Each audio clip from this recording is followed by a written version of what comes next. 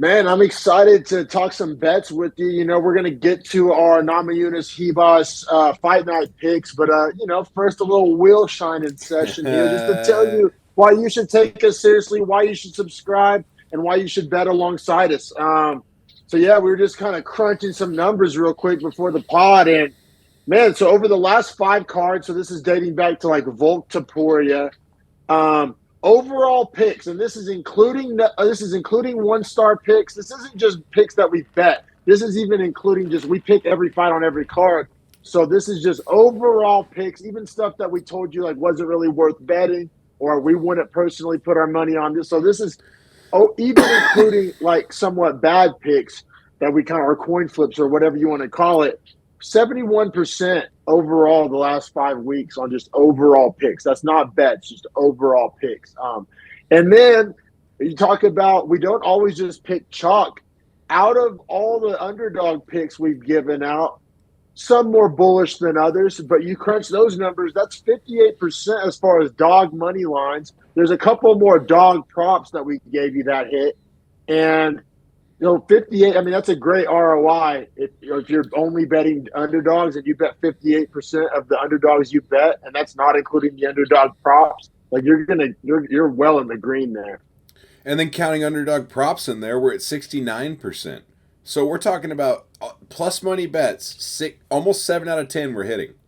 That's a crazy return. Yeah. I mean, you're talking about making essentially, if you bet $10 on each of those, you think about, right? You hit 7 out of 10, you lose $30, you make 100 or you make 70, you're at 140 total dollars right there.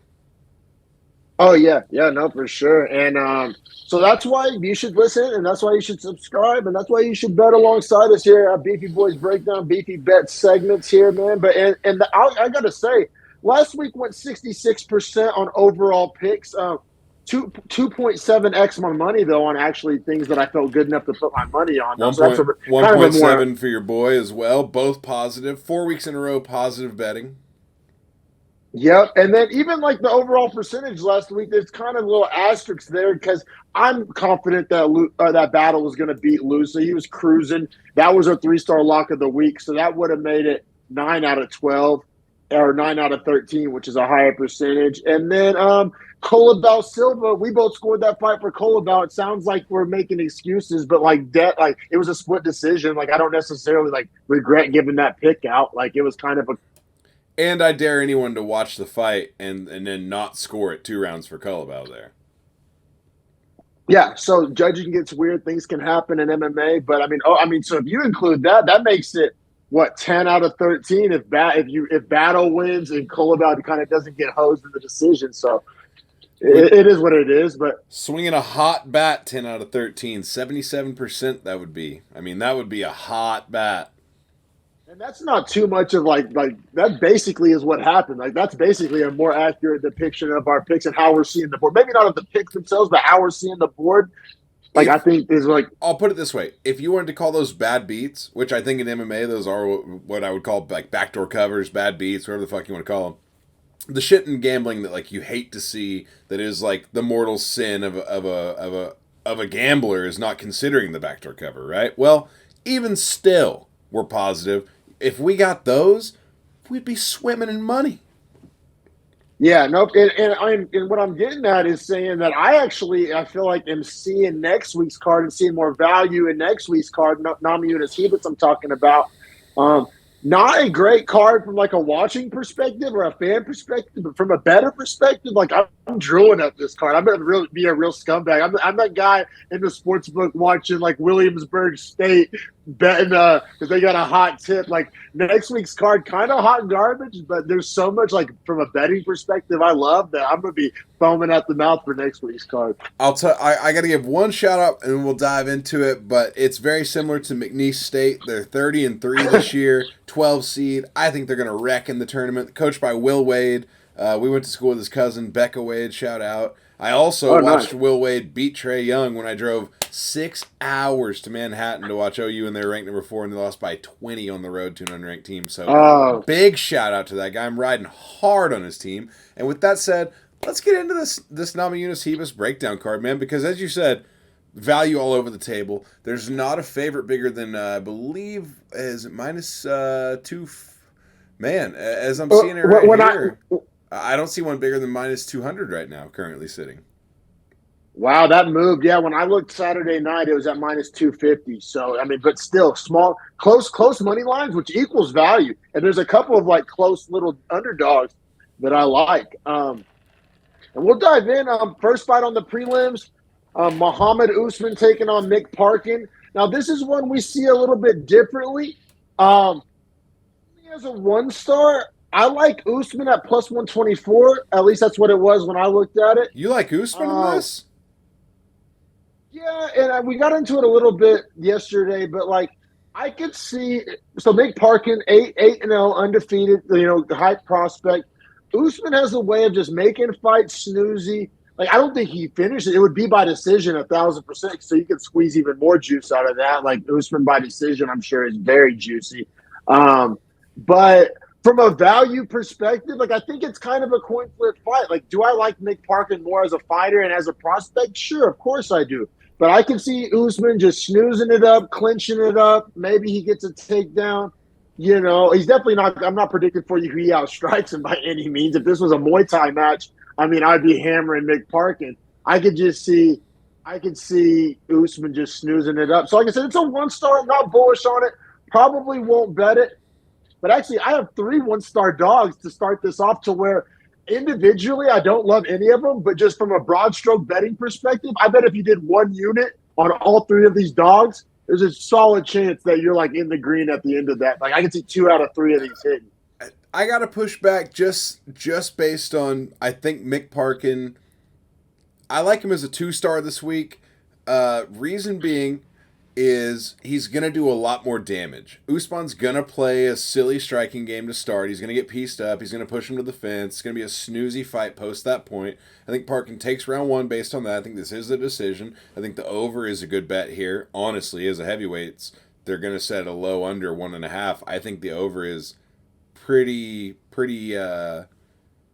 I like the over. I also think Usman, even my breakdown like led to an over cashing. You know what I mean? Like I said, we both see it as the over. That's where we meet, and I think that's where we see the value here. Is if you have one side and you think it's decision, and I think it's Parkin by late 3rd round finish or decision, then we're essentially saying the over is the thing we agree on here. So I agree. I will say the bet we would give out here, I think, as it sounds like you would agree with, is the over. Which heavyweight you could find some value. It's Monday for anyone wondering, so we can't see over-unders. And honestly, for the first fight on the card, you're not going to get the over-under until probably Thursday or Friday because bookmakers just don't give a shit. All that being said, I think here's why I like Parkin. If we're gonna assume that damage is the number one criteria, Parkin I think is gonna out damage Usman by a good margin. Can I just push back? And we're giving you both sides of the coin here, so like let us know who you agree with. But like, name a fight where Usman's taking a lot of damage. Like Usman makes every fight snoozy. Like Usman. I mean, at least to my memory, like I said, to my memory, Usman makes every fight snoozy. Like he doesn't get in like these wars really. He makes every fight snoozy. With Zach Poga, he kind of was in a war, but I mean, you saw like the greenness in him there. And it seems like since he's gotten into his actual UFC contract, because that was the tough finale, he has fought very snoozy, almost like Usman fights currently, if that makes sense. Like when and I don't say when I say Usman, I mean like Kamaru. Kamaru came out and was just starching guys, was awesome to watch, and then became like a snoozy fighter. Well, like I think his brother is essentially fighting the same way as Kamaru, and that's a decision kind of fighter. That being said, wins over Tafa, Collier, and Pauga, not the best quality. And then I will say, Parkin's wins are like Brzeski, and they're terrible as well. But I do like the amount of damage Parkin is doing in his fights. So I'm just assuming from a damage standpoint that Parkin can get 2 rounds in damage over Usman. Yeah, we like the over here, honestly. Like, I think take that more than you take the money line pick from either of us, to be honest. Well, if we're disagreeing on the winner but agreeing on the length of the fight, very clearly I think the over here is the bet. So yeah, that's what we want to be judged by off this breakdown. Was the judges off that over, especially if you get it at 1.5. That'd be a beautiful thing. Now up next, we got two debut guys, which once again is why I got another little underdog pick. It's a 1 star, not ultra bullish on it, but you got debut on debut. And this guy, it's weird. You'll see him some websites listed as De Silva. You'll see him other websites listed as Severino. So I guess I'm just going to go full De Silva Severino here. But he's fighting a guy named Lima. And De Silva Severino plus 145. Like I said, they're both making their debut. They both have very similar records, very similar resumes, except for De Silva Severino's record is littered with finishes. Lima's record's finished with littered with decisions. Now, Well, you can take that information and do a couple things with it. Like maybe Lima has a great chin. Maybe Lima pushes a good pace and has great cardio. So this is, like I said, 1 star for me. Probably not going to actually bet it, but you're giving me two debuts, and then like I said, when I looked, it was plus 145 for the guy with way more finishes. On a lower level fight, I'll take the more violent, explosive guy that gets guys out of there. all right. So you have Severino as 1 star or 2? 1 star, 1 star, but I mean, I'm not mad at it. If they weren't both making their debut, it might be a 2 star. But with debutantes, I just there's not enough data points. It's kind of up in the air. But like I said, you're making me pick between these two debut guys, and one guy has a lot more finishes, a lot more violent, a lot more maybe explosive. I'll take it at plus 145 if I had to. Plus 155 now.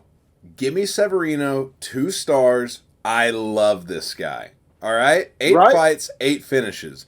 Not only do I love that, 20 years old, 8 fights, 8 finishes. And to the ice, the cherry, the reason it's not a 1 star for me, the reason it's 2 star, his gym, shoot box. Love those guys. Deadly in the UFC, especially in the lower level fights. Yeah, I mean, you might have talked me into a 2 star, especially once we get to start searching for our locks of the week. So I'm going to put an extra star in parentheses here to see once we start comparing this to other dogs. Every time we see a young shoot box guy, we're like, holy shit, who's this killer? Like, where are they hiding him? Every single time. And this guy has 8 finishes in 8 fights. Like, he clearly is one of those guys. 4 submissions, 4 KOs, by the way. Even split. Yeah. When I was looking into this, I was pretty shocked that he was the underdog. I like that. I'm very surprised. I'm all in. All right, and now up next, we got some women's bantamweight prospects here. Both of them have very few fights. Neither one of them, has a world-beating resume. Rendon is undefeated, but I think it's only like 6-0, so it's like kind of sometimes what do you even do with that? That being said, this is a purely like MMA math style pick, so take with that and do what you will with it. The girl she's fighting, which her last name has a ton of letters with it, Zelezna Yakova, has one loss, I do believe. Yeah, Zeleznyakova. I believe she has one loss to a girl that Rendon beat. So is that foolproof? Is that caveman math? Sure. Is that the most sophisticated metrics to use to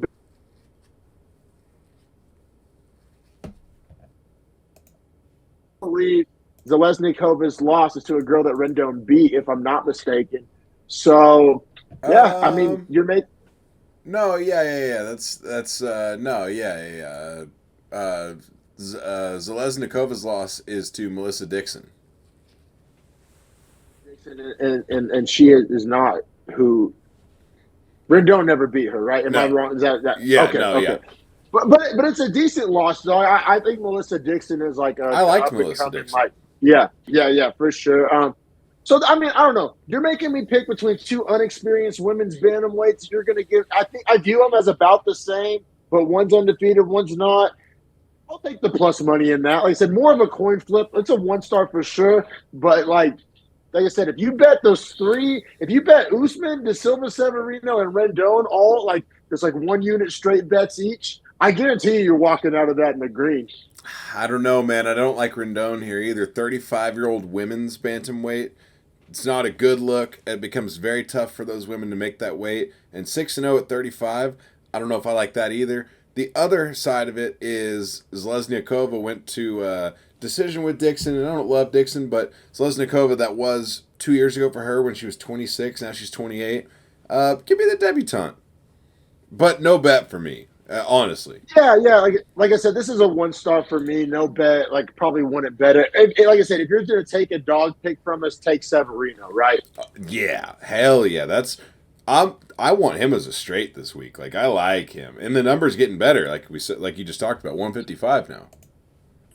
For sure, man. And so the past couple of weeks, you may have heard us use the term auto fade can. Like we have tiers of guys, and like the very bottom of the barrel is like guys that it's just like you're gonna bet against them, especially if there's value betting against them. John O'Aaron's is firmly entrenched in the auto fade can. Like we were debating last week if Natan Levy was an auto fade can. Maybe some debate around that. I'm not saying he's a world beater, but when you want auto fade can, when you look that up in our betting dictionary, a picture of John O'Aaron pops up in the corner. Yeah, I mean, honestly, Steven Wynn for me, just parlay builder here. I mean, minus 195. It's a great number to get a parlay builder at. And Jarno Aaron's, man. I mean, let's just look at his unanimous decision loss, Sung Woo Choi. All right, not terrible. This unanimous decision loss, William Gomez. All right, whatever. The last fight before that, though, unanimous decision win against Abdullayev in Brave FC. And before that, he lost a 5-rounder in National Fighting Championship. I'm fully out on Jarno Aaron's. Me too.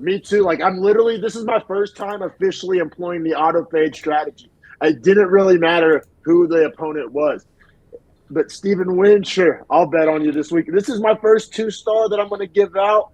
Like I said, largely fading Aaron. When I looked, it was in the -2s. That number's shrinking, which minus 195. We'll take that. Yeah, that's what I'm saying. I'll take it as a 2-star. So this is my first 2-star. Like, I'm writing 2 stars with you here too. I'm writing 2 stars with you here too. Now, granted, I already have 3 2-stars on this card, but. You're right. You're right. But see, I feel like I maybe talked you into the Severino 2-star. I am though because when I see it, I see it. You know what I mean? Yeah. No. You did sell me on Severino. So yeah, but I like fading Aaron's more than I like that. Now up next, first 3-star lock in my opinion. I can't wait to hear your opinion on this. Miles Chapo Johns taking on Cody Gibson. When I looked, Johns was only minus 122. Seems like stealing to me. Whether up to minus or one a juicy parlay. Yes, 100% agree. Up to minus 140 at this point, but I mean, yeah, man. Give me Miles Johns. I like him. If I could say 2.5 stars, I would, but since I can't, we round up. So I got him as a 3-star as well. Hear me out. I have Miles Johns power ranked at around 42, but near the Damon Blackshears of the world, the Bracatonas of the world. So like good fighters, bantamweight's very, very deep. Those are not cans by any stretch, even though the number 42 sounds low. And then what he's taking on Cody Gibson, right? I have Cody Gibson in my auto fade can tier. I have him ranked in the 50, 60, 63rd. So you're talking a gap of like 25 in the power rankings to me. That's how I arrive at a 3-star conclusion. It's a combination of Johns really ain't that bad. Like he's pretty good. And then Gibson, I think he's 38 years old. 36, but still 7 years of age difference, bro. I was going to hit on that too. Years. And like Cody Gibson has a loss to Ray Borg in the last 2 years. Was fighting Ultimate Fighter, like literally get kids in that season. So that's like bullshit. You can't even compare that. And then he has the loss in the finale to fucking Brad Katona, which I think Miles Johns and Katona are like a pretty similar guy. That's another metric. I have those guys in the same 5-man tier. Not only that, they fight fairly similarly as well. And that was a problem for Gibson. Yeah, man. I just don't that value in the low ones. Like you got to hop on that early in the week. Yes, the minus 140 is a 3-star. It's calling 3 stars. Yep. All right. I'm glad we see that the same. We've been disagreeing a lot lately, but we both love Miles Johns over Cody Gibson. Well, I said, and that's at a number where you can do like a maybe like a 2 or 3 unit straight, or if you want to just throw it on and juice the hell out of your parlay, it's great for that as well. Yeah, I agree. I'm the parlay is going to be a sick value this week. I can already tell people at home. For sure, yeah, I'm excited for it. Now, up next, we got what is it? Ricardo Ramos versus Julian Erosa. You still seeing that fight on the card, or did that get Yes, sir. pulled? No, yeah, I'm still seeing it. Ricardo Ramos minus 160, Erosa plus 135. Woo! This fight Or minus 160. this fight's hard for me to pick. Really, bro. So I got Ramos as a 2-star. Especially, I didn't know when I looked it up, it didn't have a number. Minus 160 got me going. I said not quite 3-star. Don't like it as much as John's, but Ramos. I'm kind of out on Erosa, bro. Like, to be honest, like I'm not. Let's see. I got Erosa down here at like 48 in the power rankings. Let's see where I have Ramos real quick. Ramos, if you will. I have Ramos at like at 37. They're separated by like 2 tiers. I like Ramos here at that value. I see it at the money line. I would make it about mine. It's only 2 tiers.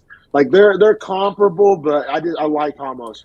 For me, and I agree with the Julian Erosa's chin is cracked at this point. He's 34 and he's lost by 2 knockouts in a row, and one is Fernando Padilla. I mean, that's tough. That's super tough. Yeah, my problem is that like Erosa had submitted Charles Jourdain when they fought, and I remember that, and Erosa looked great in that fight. And then Ramos got submitted by Charles Jourdain in his last fight out. Yeah, I mean, you can take that approach with it. I just like I remember I used to kind of be an Erosa guy, and just I'm kind of out on him. Like he had me and he lost me. Ramos, he's big for the weight class. I believe he's like 6 foot tall. I mean, not saying that's the end all be all. I think he's younger, more athletic, more dangerous. I like Ramos. I will say, from like the advanced metric perspective of Erosa now 34 and losing, and like knowing he's a featherweight and knowing that like 32 and on is when you start to see the decline of featherweights. It's like we are currently on the downside for him. So I don't hate it. I mean, I have Ramos as like a 1-star, but okay, for me, it's just close to a no bet. See, I think I might throw it on my parlay. I very well might. There might be a world where, for me, I just see so many other options, I guess is where I'm at. And with that said, like keeping it pushing, like I like Trey Ogden as a 3-star. Yeah, love Trey Ogden. And honestly, you're gotta basically bet this. This might be a prop of the week in the parlay, because Ogden only wins by decision. And I love Ogden so much in this matchup against Hollabaugh. It's like, fuck that whole season of tough. But I'm out on Hollabaugh. And it's not that I'm like super bullish on Ogden. I just like this matchup, and I love him by decision. So, I mean, it's so weird because he has so many submissions before the UFC, and then in the UFC, he has no submissions and not even close, like just all decisions. And then like the no contest against Moto was like saying. Late 3rd round no contest. But do you think? I guess my question is like, is Hollabaugh good enough to go that long with him? No, bro. Or at least my answer is a firm no. Would you like to hear the power rankings gap I have between these two? I would see if I can sway you at all. I mean, not that you need swaying. You're saying it's a 3-star, but this is why it's a 3-star. So I have Ogden at 40, and I have Hollabaugh all the way down to 61. Right, which is why I worry that you don't think Hollabaugh is going to get finished here? No, Hollabaugh, he's a tough guy. Look at the Hollabaughs. Doesn't he have some decision losses, you know, I believe, if I'm not mistaken? That's a great call. Early in his career, he has 5 decision losses out of 7 losses. And his other 2 are Raoni Barcelos, 3rd round KO, and Shane Burgos submission. Those are 2018. So, yeah, those are more dangerous guys than Trey Ogden. Like, Trey Ogden doesn't present the threat of those guys finishing wise. You know what? Sold. You sold me. I love that prop.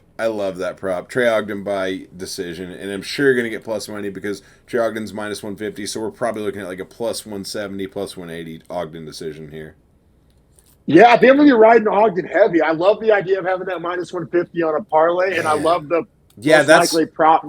that's sorry to cut you off, but yeah, that's the way to ride this. I think for anyone at home is Ogden on the parlay money line, Ogden separate bet, or even two leg parlay by decision.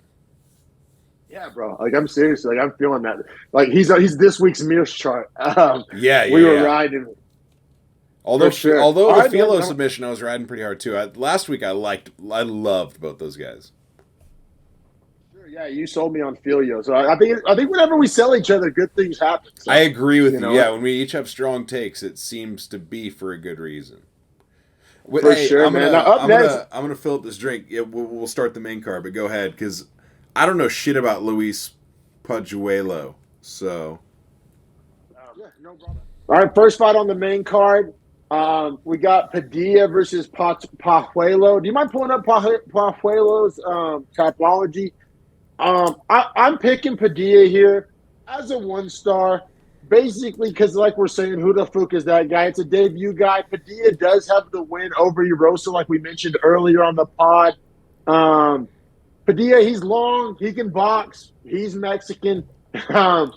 I don't know a ton about Pajuelo. Like I said, I probably won't bet this fight, but like on verdict, I'll probably pick Padilla. yeah, I mean this guy Pajuelo's from Peru, so not a gym that anyone knows about. Has a split decision loss in Shuto in Brazil in 2021. He's only been fighting professionally since 2019. 7 wins by KO out of his 8 wins. And he has obviously contender series win to get here. He's 29 years old. Yeah, I mean, it's like for me, I don't know. It seems like that guy has hands of stone, and Padilla's never been knocked out. So And Padilla has like slick boxing, like including defensive boxing. Like Padilla can stand. He has good stand up. Like Padilla, I mean, he's kind of lengthy. He's not super powerful, but I don't know. I think it's a level up for Pajuelo. I agree, and from the look of it, Padilla lost to Kyle Nelson, if I recall, because Kyle Nelson just grappled him so much. So from that aspect, I think that it looks like Pajuelo is going to try to strike with him, and I love Padilla in that matchup. Yeah, and when I looked, it was what minus 180. I don't know if that's moved at all. Minus 170 now. Minus 170. I think there's if this was a fight like if this was a card like last week where I was scouring for value, I would be more interested in this. On a card like this where there's like other like fights where I feel more bullish about and 2 stars, 3 stars, I probably won't end up betting this one. But like I said, I kind of do like Padilla at that number. I'm gonna pick him on verdict. And like I said, if this was last week when I was dying, I was so hard to like find fights to actually bet on, then I may be more interested in it. But on this week, I think there's better options. Let me ask you this: what do you think about and also Padilla's 7-inch reach advantage here? Important to note. Super lanky. Super lanky. What do you think about the under for this fight? Since Padilla is obviously has power, and Pajuelo has only been in the 3rd round like twice in his career. Yeah, I mean, I'm probably just cool. I think there's enough bets that like I feel great about, and I'm like excited to bet and can't wait to bet. That like I probably just won't bet this one. Honestly, All right, fair. like, No, that's fair. That's fair. I was just searching for the value somewhere. yeah, I don't think we got to do that this week. Though I think that we have the luxury of not needing to like, not like Fair point. we're not glassing for elk over here. We're not glassing for elk. We're not glassing. Just stand at the top of the hill glassing. All right, so keeping it pushing. Billy Quarantillo versus minus 170, taking on Yusuf Zalal at plus 140. This is one for me where I'm kind of in between a 1-star and a 2-star on Quarantillo. It's not that I hate, or it's not that I love Zalal or anything. It's just that the way Quarantillo fights, I could see him throw in the 1st round and having to battle back and win the 2nd and the 3rd. And I don't know. I just don't love having to bet on something like that. See, bro, when I was looking into this one, I loved Quarantillo. I honestly loved it so much it was like a 3-star. Zalal, had some success in the UFC, had some L's in the UFC. I believe he was 3-3 when he was his first time in the UFC. left, won some fights on the regional scene, re-signed to save the show, last minute replacement. That factors into this as well. Quarantillo had a full camp, Zalal did not. Good point. But I'll say you talked me from a 3-star to a 2-star. I'm not like reversing my pick, but you talked me out of being just like balls deep in it. Also, let me just give you this little tidbit as well. His 3 losses in the UFC, whenever we were so down on him, listen to how they've aged. Ilya Topuria, Sean Woodson, Sung Woo Choi, all decisions, split with Sean Woodson. Yeah, no, for sure. Those have aged great. It took decision as well.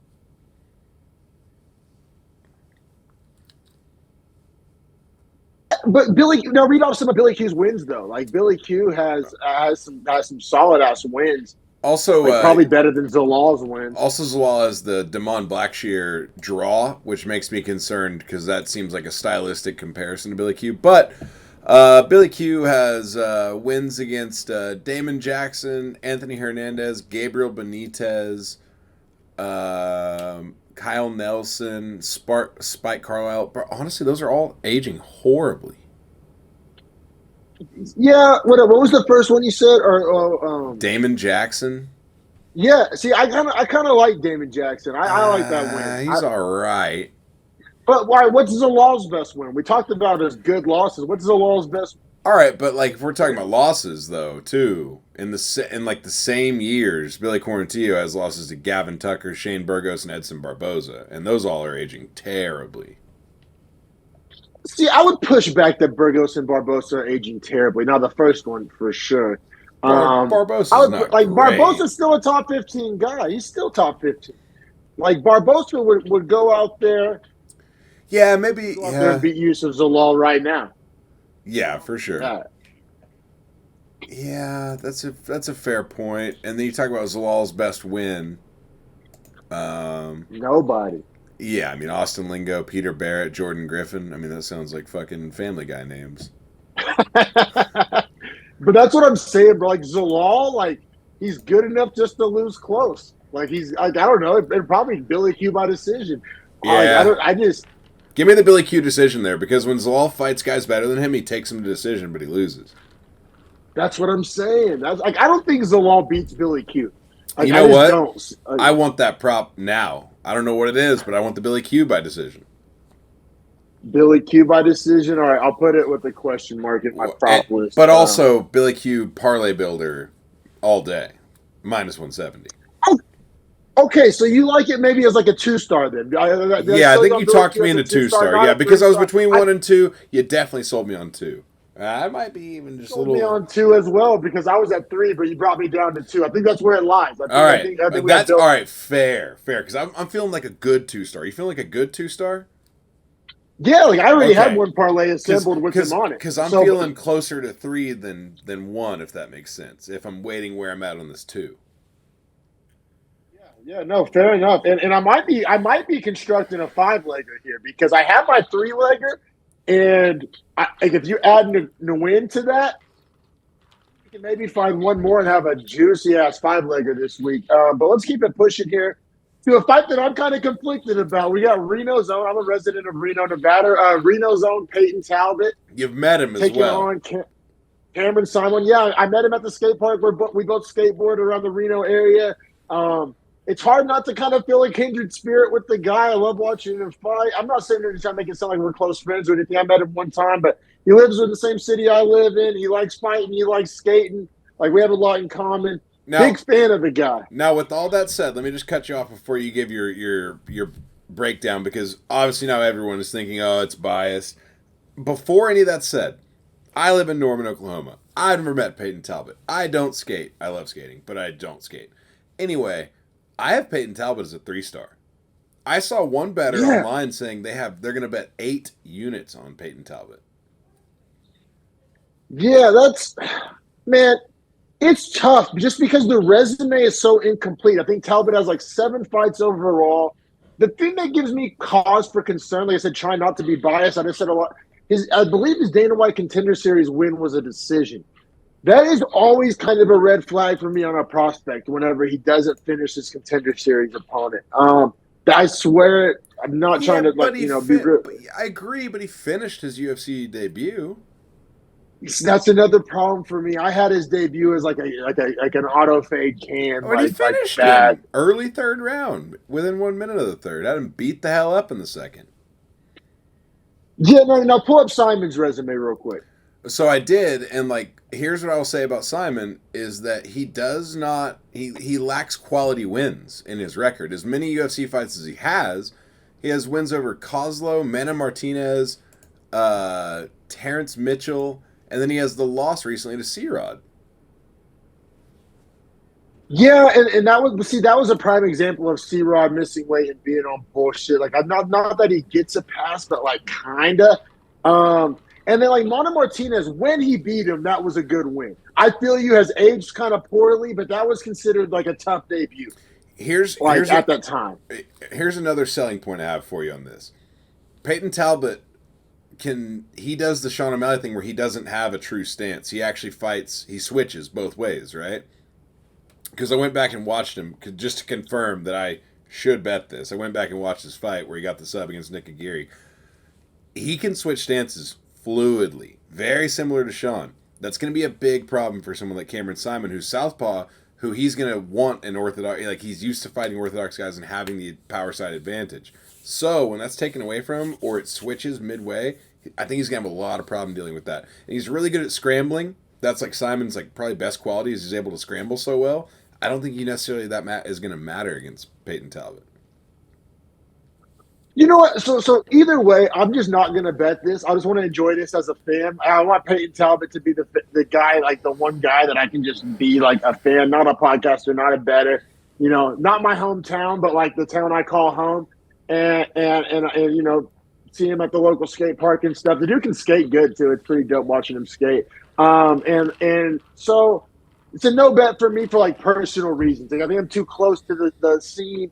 You know, now if you want to take anybody's betting advice on this one, take Harrison's because I do have Simon like higher in my power rankings, but like I said, it's only from like lack of resume. It's nothing Talbot's done wrong. I want to make that like abundantly clear. He can only fight the guys they put in front of him.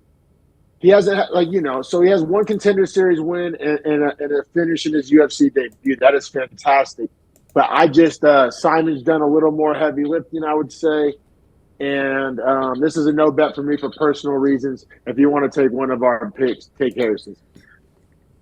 I appreciate it, and with that said, we can keep pushing. I will have Talbot on our parlays, but bro, this next fight interesting to me, and based on resume as we talked about. I mean, AJ Dobson 7-2 plus 155 versus Edmund Shabazian 12-4 minus 195. I hate both these guys' resumes, if it makes sense like that. Me too. It's like who do I hate more?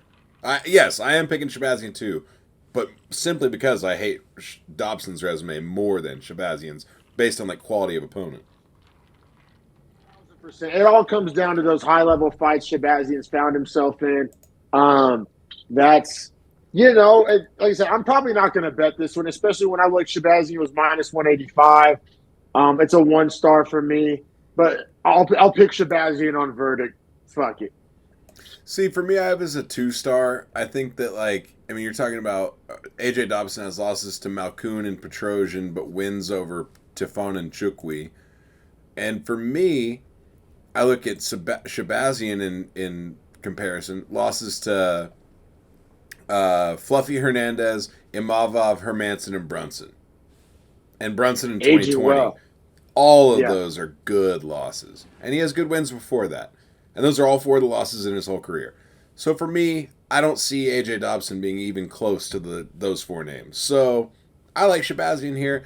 I'm not going to bet him on a parlay or anything like that, but I do like him as a pick. That's kind of where I'm at with it. Like, I don't trust him. You remember last week? I don't trust him.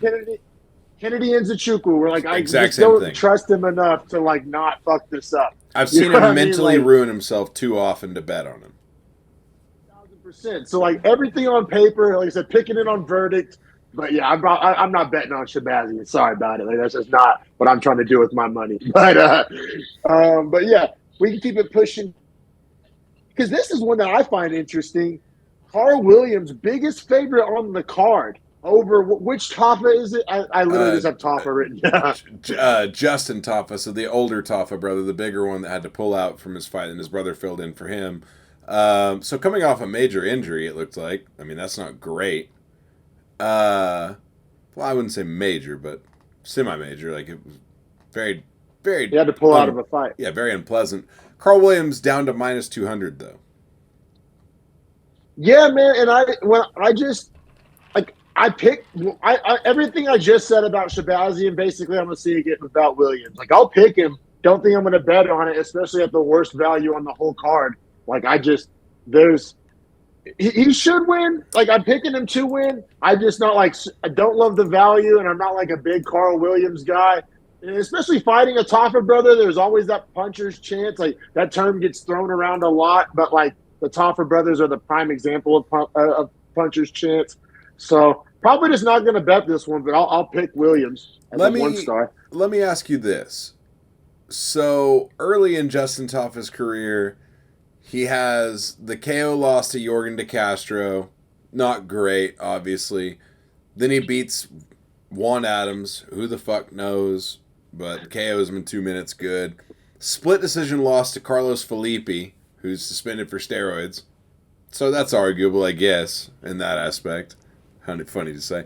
The unanimous decision loss to Jared Vandera, terrible. I mean, that's terrible. Terrible. However, since then, has KO'd all in the first round and all under 2 minutes, Harry Hunsucker, Parker Porter, Austin Lane.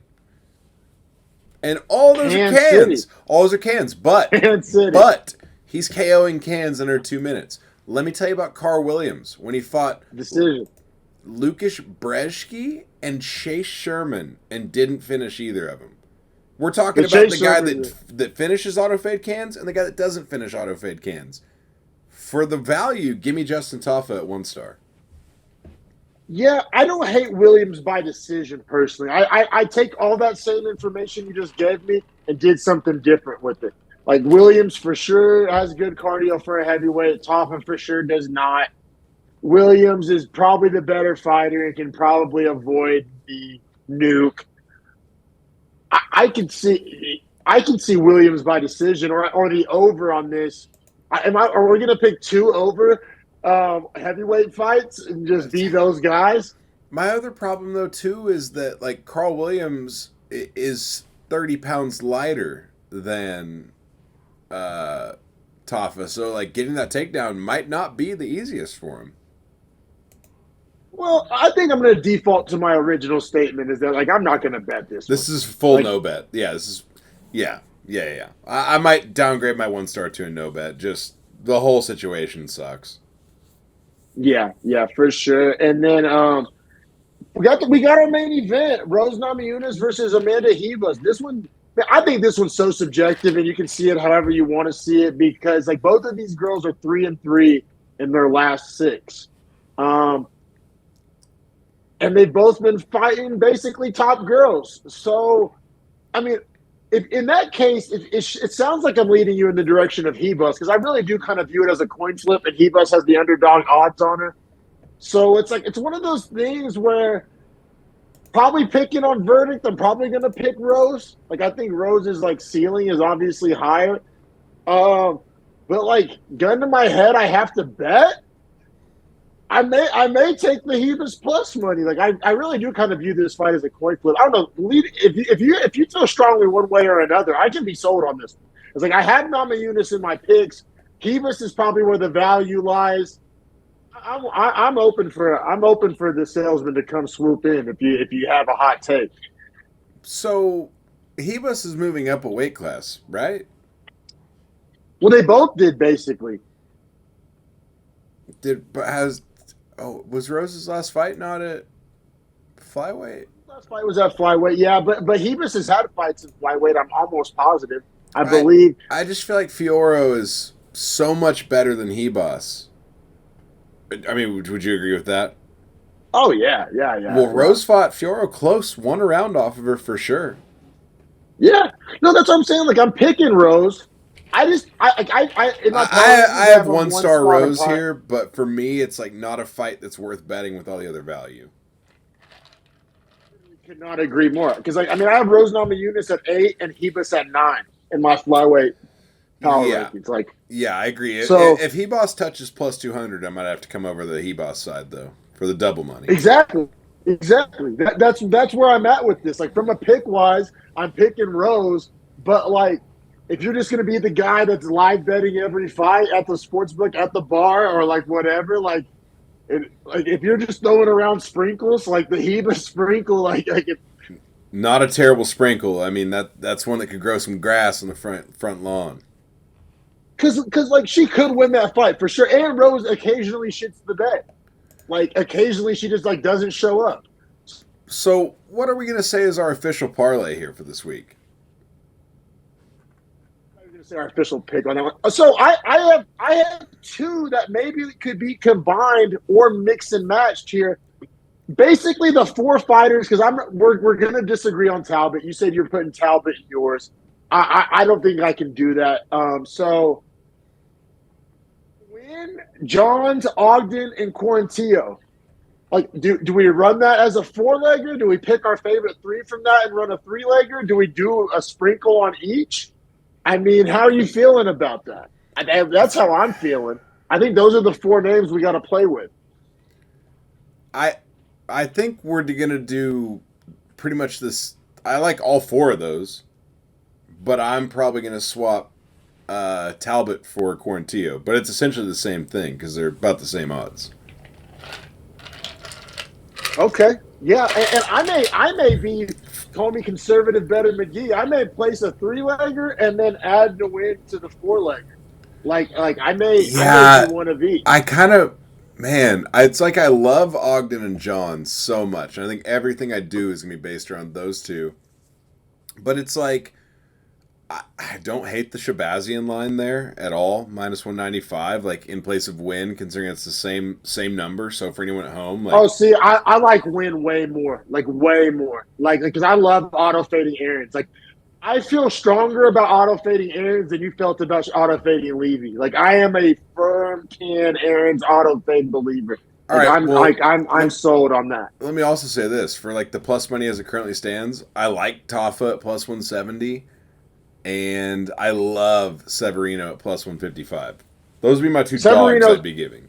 But Severino, if I had to pick dog. one. All right, yeah. If I had to pick one dog, it's Severino. Yep, dog of the week for the show, Severino for sure. 100%. What's going to be the prop of the week? I feel the most bullish about the Ogden by decision. Ooh, Ogden by decision. Let me look at these names real fast and make sure. Man, the Park and Usman over seems really nice too. It does. I guess that's over under. That's not really a prop. It counts as a prop. I think if the casino considers it a prop, so I'll that, or I guess if I'm gonna give another prop, like an actual a guy winning by a certain way, if we're just gonna go that way with it, if I'm gonna say that, Ogden by decision. Yeah, Ogden by decision is my prop of the week. We can do like I said, if you wanna be a real smart mark out there and the like our over under of the week is Park and Usman over. Our method of victory prop is Ogden by decision. There you go. And then what I'll look into when I'm at the sports book, if Billy Q by decision has some juicy value, if the number's right, I may do a sprinkle on that. I'm gonna let the number guide me on that one. Like if that's like a juicy ass number, I could see myself putting a sprinkle on it late in the week. And then officially for your parlay, would you run 3 legs or 4 legs? I'm gonna get the value here for it. Honestly, bro, I think what I feel the most safe about giving out to our viewers as like the middle of our Venn diagram where our parlays kind of overlap and what we're lockstep on. Yep. I think Win John to Ogden is like a safe pick to give to our viewers and like something I can feel very bullish about and confident in. So the safe parlay of the week is plus 332. If you want to add, we'll just say minus 165 in the middle here because Billy Q and Talbot are 10 apart, Basically the same. essentially the same. It goes to 594 for that fourth leg.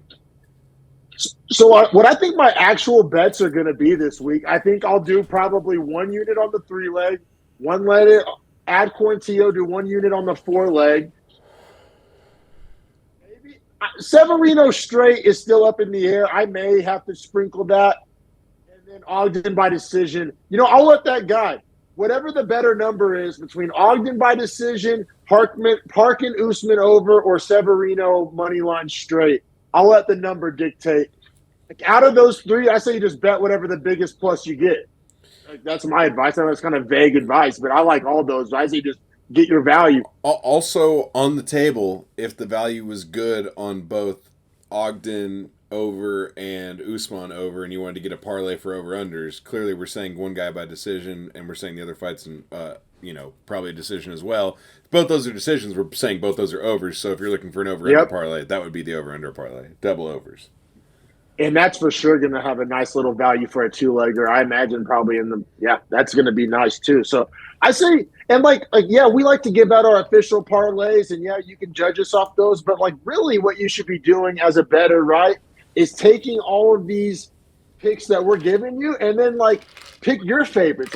What aligns with how you're seeing the board. Exactly. Can, based on your weight and what you like and how you feel about it. What have we said that you agree with, that you really feel is right? And clearly, if we've both come to that conclusion, we just broke it down. If you already had that conclusion, probably a good bet.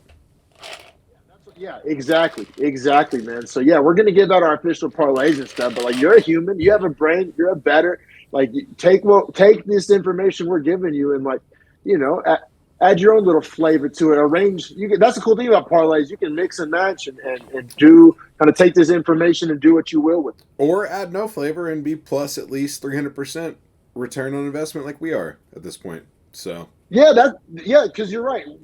We're giving you our exact bets that we're putting our actual real money on, and we're in the green. So you can just bet alongside of us, and you'll be in the green too. Exactly right. But with that said, what most would consider a boring fight night, a lot of value riding on, a lot of deep cut bets. So for anyone at home that's riding with us or is following or just wants to make some money, give us a like, give us a follow at Beefy Breakdown, at Beefy Boys Breakdown on IG. Let us know what you think about the bets, and let us know if you guys have any deep cut insights. Yeah, if you take any of our advice and cash a ticket off of it, tag us on X at Beefy Breakdown. Send us the picture. Let's get this money together, y'all. Yes, sir. We'll see you guys next week for the breakdown of it all.